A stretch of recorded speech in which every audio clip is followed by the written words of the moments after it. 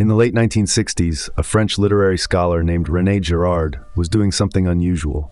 He was reading mythology the way he'd been trained to read novels, Greek tragedy, African creation stories, Hindu epics, Norse sagas, and he noticed something that shouldn't have been there. Every culture on Earth was telling the same story. A community falls into chaos, rivalries multiply, violence spreads, and then one person is singled out, blamed, killed, or expelled. And the moment they're gone, peace returns. Every culture, every continent, every century, the same sequence. He published his theory, scholars debated it, some dismissed it, then he reached the Gospels, and what he found there stopped him cold, because it was the same story, the crisis, the crowd, the single victim. But this time, for the first time in the recorded history of human civilization, the text refused to say the victim was guilty. That book, Things Hidden Since the Foundation of the World, published in 1978, argues something extraordinary, that all of human culture, every religion, every legal code, every political order, was built on a machine that runs on borrowed desire, collective violence, and a lie so old that no one alive can remember when it started. And that one text, just one, broke the machine open and showed us what was inside.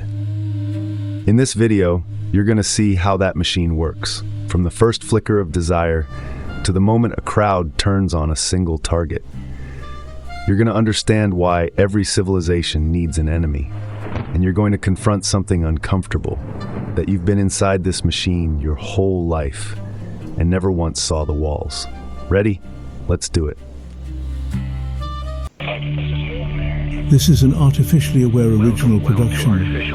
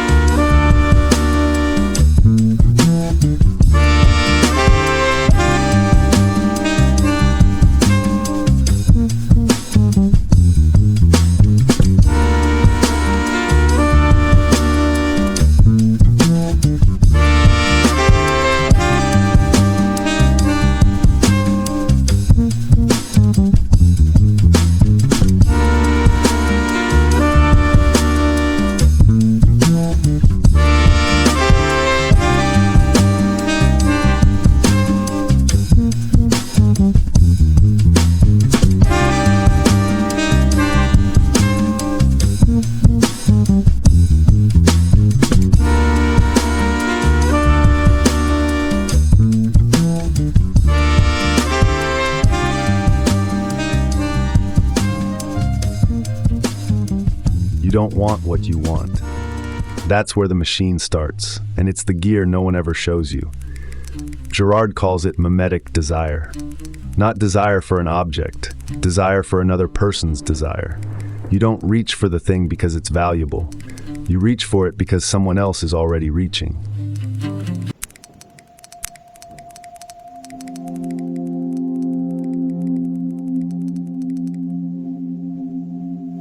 Here's how simple this is.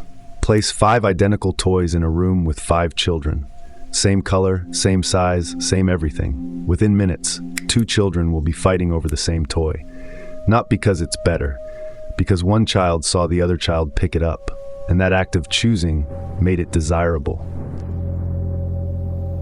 The human brain is, in Gerard's terms, an enormous imitating machine. You learn by copying, you speak by copying, you desire by copying. And you've been doing this since before you could walk. Think about the last time you wanted something badly, a job, a relationship, a possession. Now ask yourself honestly, did you want it before you saw someone else have it? Or did the wanting begin the moment someone else's hand was on it? This is mimetic desire, and it's invisible, not because it's rare, but because it's everywhere. It is the water you swim in. Watch it scale. A fashion trend doesn't start because someone discovers a beautiful object. It starts because the right person is seen wearing it, and then desire cascades through imitation. The object hasn't changed, the desire is borrowed. A housing market doesn't overheat because the houses got better. It overheats because everyone sees everyone else buying, and the act of wanting becomes contagious. By the time you feel the urgency, you're not responding to value. You're responding to other people's desire. Gerard saw this in romantic love too. The rival doesn't just obstruct your desire, the rival creates it. You want them more because someone else wants them. Remove the rival and something strange happens. The desire fades. Not because the person changed, because the mediator of your desire disappeared. You were never reaching for the object, you were reaching for the other person's reach. Two nations don't want the same territory because the territory is inherently precious. They want it because the other one wants it. Two people don't fall into rivalry because they're so different. They fall into rivalry because they're becoming the same. And this is where the machine starts to heat up.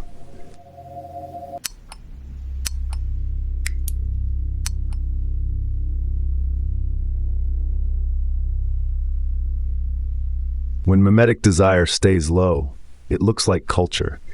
You imitate a mentor. You learn a craft. You adopt a style. That's fine. That's civilization working. But when the model and the imitator get too close, when your teacher starts competing with you for the same thing, something shifts. Your model becomes your obstacle. You become their threat. And now you don't have admiration. You have rivalry. And the rivalry is invisible to both of you. Because you both believe your desire is original. Gerard calls this the mimetic crisis. The point where imitation stops producing harmony and starts producing violence. And the critical detail is this: the closer two rivals become, the more they mirror each other, the more each one insists they are nothing alike. You've seen this. Two political parties that hate each other, using the same tactics, the same rhetoric, the same moral logic, each one certain the other is the enemy of everything decent. Two former friends who can't be in the same room, each one telling the same story about betrayal, each one cast as the hero of their own version. Two nations locked in an arms race, matching each other weapon for weapon, sanction for sanction, claiming the other started it. Gerard had a word for these people: doubles. Mirrors locked in escalation, each one certain the other is the obstacle, neither one able to see that the obstacle is themselves. The differences they claim to be defending have already dissolved. What remains is pure imitation, dressed as conviction. And this is where it gets dangerous. Because mimetic rivalry doesn't stay contained. It can't. If your desire is borrowed from a model, and your model's desire is borrowed from another model, the whole system is interconnected. One rivalry destabilizes the next. Pull one thread and the web convulses. This is where the crisis peaks.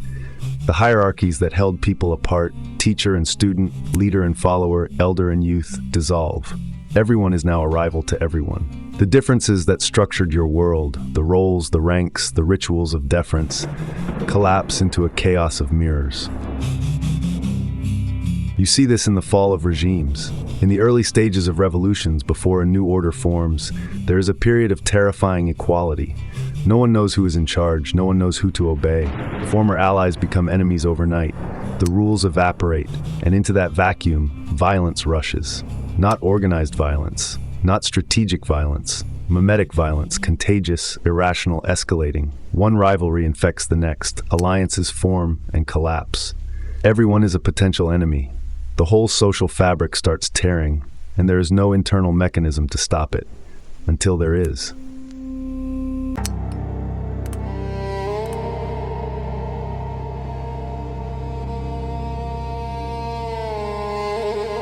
Here is the darkest gear in the machine. A community tearing itself apart, soaked in mutual violence, without hierarchy, without order, without any way to resolve the crisis through the normal channels. Discovers something. By accident, not by design. One member of the group becomes the focus. Maybe they're different. A stranger, a cripple, someone at the edge. Maybe they said the wrong thing. Maybe they were just standing in the wrong place when the tension peaked. It doesn't matter. And here's what no one wants to admit. Your membership in the group is not neutral. When the group converges on a target, your silence is participation. Your nod is participation. Your relief when the target is removed, that is participation. The violence of everyone against everyone suddenly becomes the violence of everyone against one, including you. Gerard calls this the scapegoat mechanism, and it works, not symbolically, functionally. The moment the group unites against a single target, the crisis ends, the rivalries dissolve, the peace returns, and the community is reborn. You've felt this work. You've been in a group where the tension was unbearable, and then someone was named as the source. And the moment everyone agreed on who the problem was, you felt it. The relief, the cohesion flooding back. You didn't plan it, you didn't vote on it. It happened to you, and through you. But here's the part that makes the machine run. The community does not understand what just happened. It does not see the scapegoating for what it is, a redirection of its own violence onto a random target. Instead, it believes the victim was guilty. The victim must have been the cause of the crisis. The victim was monstrous, or divine, or both. Because how else could a single death restore the world? This is what Gerard means by the sacred. The sacred is not a feeling. It's not reverence. It's not even religion, at least not originally. The sacred is the halo of meaning that forms around the scapegoat after the killing, the community's attempt to explain to itself why everything fell apart and why everything was suddenly fixed. And the explanation is always the same. It was the victim. The victim broke the world. The victim's death healed it. And then, because the victim both destroyed and saved, it becomes something more than human. It becomes divine. The victim is now a god, not despite being killed because it was killed. This is the birth of religion in Girard's analysis. Not revelation from above, misinterpretation from below. The sacred is collective murder, sanctified by forgetting. And before you dismiss this as primitive, ask yourself what happens when you watch a public figure get destroyed. The fall from grace, the unanimous outrage, the moment everyone agrees they were a monster. Do you feel the energy shift? Do you feel the strange satisfaction of the group finding its target? That satisfaction, that righteous certainty, is the echo of the same mechanism. You are closer to the sacred than you think. The lie held. For thousands of years, the lie held, because the machine only works in the dark. You can't unite against someone you know is blameless.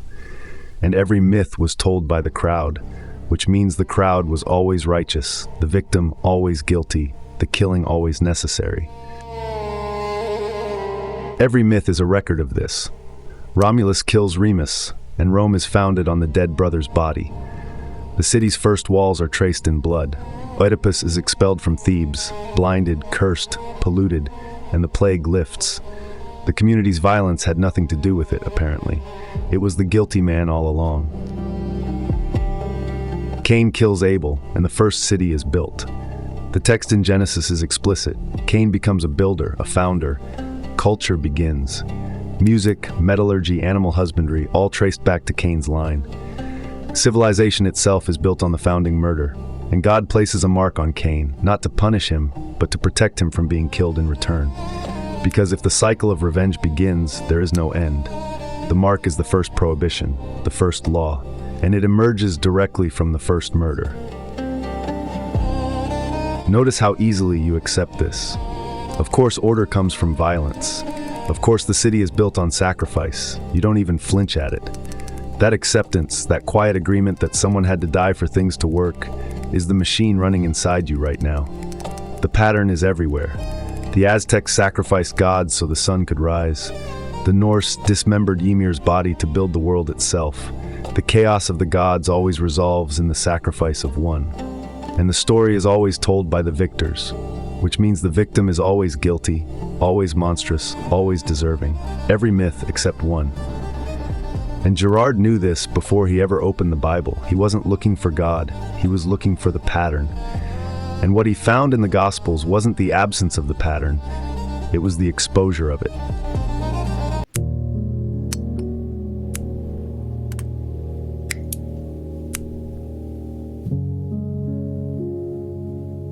Gerard was not a theologian. He was a literary critic, a secular French academic trained on Proust, Dostoevsky, and Shakespeare. He had no religious agenda when he sat down with the Gospels. He was looking for the same pattern you've now learned to see: the crisis, the crowd, the single victim. and he found it immediately. The parallels were unmistakable. Jerusalem, 1st century. Factions tearing at each other, Pharisees, Sadducees, Zealots, Rome. A population that feels the ground shifting under its feet. And then a single figure, singled out, arrested, tried, mocked, paraded through the streets, killed publicly with the participation of the crowd. If you had been there, standing in that crowd, you would have participated. That's not an insult. That's the mechanism. You would have felt what every person in every mob in history has felt. The magnetic pull of unanimity, the certainty that the target deserves it, the relief of finally knowing who the enemy is. You would have joined, and you would have believed you chose to. Every element of the founding murder was there. The same story every mythology on Earth had already told. If you'd read enough myths, you'd see this one coming. The crisis resolves, the victim is guilty, the community is saved. You know how this story ends, except it doesn't end that way. In every myth, the text takes the side of the crowd. The victim is guilty. The community was right to kill. The founding murder is sacred, justified, necessary. The story is told by the mob, and the mob is always righteous. The Gospels refuse this, completely, and not subtly, loudly, structurally, at every level of the text. Jesus is innocent. The text says so, repeatedly. The disciples know it, Pilate knows it, and says so publicly, washing his hands, performing his own inability to find guilt. The crowd that cheered Jesus into Jerusalem on Palm Sunday, waving palms, calling him king, turns on him 5 days later with the same unanimity, screaming for crucifixion. Nothing has changed. No new evidence, no new crime. The crowd flipped, not because of reason, but because the mimetic contagion demanded a target and found one. And the text does not look away. It does not justify the crowd. It shows you every gear of the machine in motion. Peter's denial, Judas's betrayal, Pilate's cowardice, the mob's frenzy, and it names what you are watching for what it is. Not justice, not necessity, murder dressed as order. They hated me without a cause. Forgive them, for they know not what they do. This is not the voice of the sacred. This is not the voice of the victorious community explaining why the killing was necessary. This is the voice of the victim, exposed, innocent, and refusing to validate the machine that killed him. For the first time in the written record of human civilization, the founding murder is told from the other side. Gerard called this the moment the things hidden since the foundation of the world were finally spoken aloud. Not hidden by conspiracy, not hidden by design, hidden by the very mechanism that built the world, because the machine only works when no one can see it. And now you can see it. That's the uncomfortable part. You can't read the passion narrative the same way after Gerard. You can't watch a crowd form around a target without recognizing the pattern. The Gospels didn't just change theology, they changed what your eyes are capable of seeing. And Gerard argued that this single inversion, this refusal to sanctify the mob, began a process that could never be reversed. Once the victim's innocence is revealed, the scapegoat mechanism loses its power. You can still scapegoat. Humans have never stopped, but you can no longer believe in it completely. Somewhere in the back of the collective mind, a doubt now lives that wasn't there before. The doubt that says, what if we're wrong about the victim? Before the Gospels, that doubt didn't exist. Myths don't contain it. Rituals don't produce it. The machine ran clean. Total unanimity, total belief, total concealment. After the Gospels, the lie has a crack in it, and that crack lives in you too. Every time you hesitate before the mob, every time you wonder if the target deserved it, that hesitation is 2,000 years old.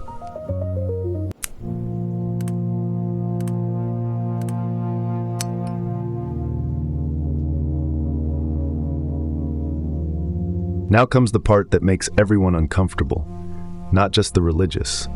If the scapegoat mechanism was the foundation of every human order, the thing that held your communities together, that produced peace from violence, that gave birth to your laws and your rituals, and if that mechanism has been progressively exposed and weakened, then what holds you together now? Gerard's answer, nothing.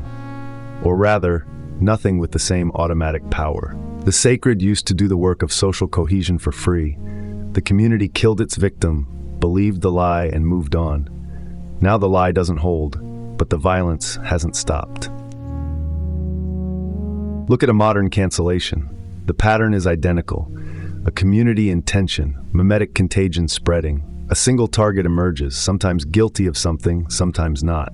The pile-on begins, unanimity builds, the target is expelled, and for a moment the community feels righteous, unified, cleansed.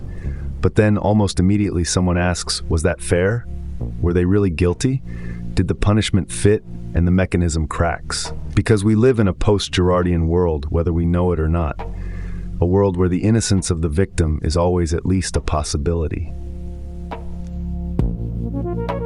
You see this in politics. A leader demonizes a group, immigrants, elites, the other party, and for a while the scapegoat holds, the base unifies.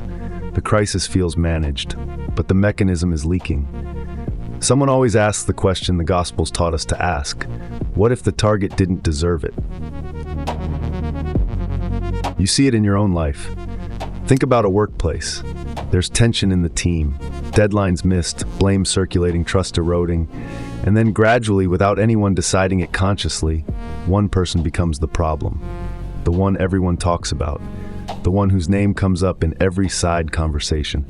And when that person is finally fired or leaves, the team sighs, the tension drops, the group reconstitutes around their absence. You felt that relief, the relief of collective agreement. We all know who the problem was. And then sometimes weeks later, sometimes months, the doubt, the small voice that says, wait, was that real? Was that person actually the problem? Or was that the machine? That voice is the crack Gerard described. It's the inheritance of the Gospels, not as religion, not as doctrine, but as a permanent rupture in humanity's oldest technology for managing its own violence. And here's what makes this dangerous. The machine still runs. Mimetic desire hasn't stopped. Rivalry hasn't stopped. The need for a scapegoat hasn't stopped. But the sacred canopy that used to make it all work, the unanimous belief in the victim's guilt, has been destroyed. You are a member of a species that still needs the machine, but can no longer fully believe in it. And that gap between your need for a scapegoat and your inability to fully believe in one is the defining tension of your life. You feel it every time you join a pile-on and then can't sleep. Every time you point the finger and then wonder if you were wrong.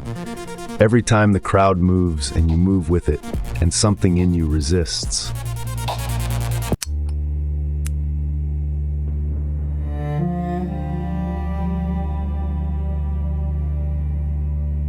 So what do you do with this?